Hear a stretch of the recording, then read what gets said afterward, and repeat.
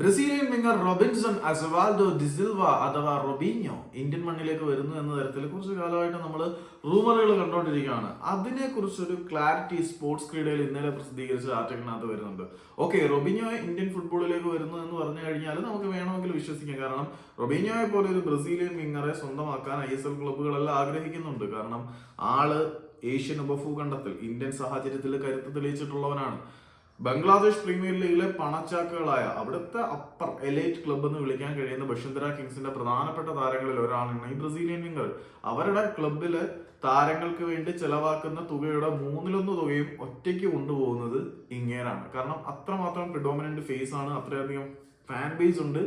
എല്ലാത്തിനും ഉപരിയായിട്ട് ഈ താരത്തിന് ബംഗ്ലാദേശ് പൗരത്വം നേടിക്കൊടുക്കാൻ അവരുടെ അധികൃതർ ആഗ്രഹിക്കുന്നതുകൊണ്ട് അത് സംബന്ധിച്ച പ്രാഥമിക ചർച്ചകൾ കഴിഞ്ഞിട്ടുണ്ട്. അടുത്ത ഘട്ടത്തിലേക്ക് കാര്യങ്ങൾ പുരോഗമിക്കുന്നുണ്ട്.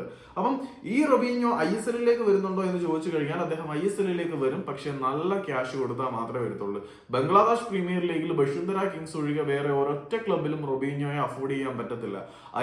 ഐ ലീഗ് ക്ലബുകളും അങ്ങനെ അഫോർഡ് ചെയ്യുക എന്നുള്ളത് നടക്കുന്ന കാര്യമല്ല. അതേസമയം ISLിലെ ചില ക്ലബ്ബുകൾക്ക് താരത്തിനെ അഫോർഡ് ചെയ്യാനുള്ള സാമ്പത്തിക ഭദ്രതയുണ്ട്. ആ സമയം ഈസ്റ്റ് ബംഗാളിൽ നിന്നും താരത്തിന് വേണ്ടിയിട്ട് ഒരു ഓഫറും ഇനീഷ്യൽ ടോക്സും കാര്യങ്ങളും ഒക്കെ ആരംഭിച്ചിട്ടുണ്ട്. പക്ഷേ ഇതൊരിക്കലും ഒരു കോൺക്രീറ്റ് ഫോമിലേക്ക് എത്തിയിട്ടില്ല. അപ്പം ഇനീഷ്യൽ മൂവ്സ് ഈസ്റ്റ് ബംഗാളിന്റെ ഭാഗത്ത് നിന്ന് ഉണ്ടായി എങ്കിൽ പോലും ഇതുവരെയും ഈ ബ്രസീലിയൻ വിംഗർക്ക് വേണ്ടി ISLിൽ നിന്ന് ഒരു ക്ലബിന്റെയും ഔദ്യോഗിക ഓഫർ ലെറ്റർ വന്നിട്ടില്ല.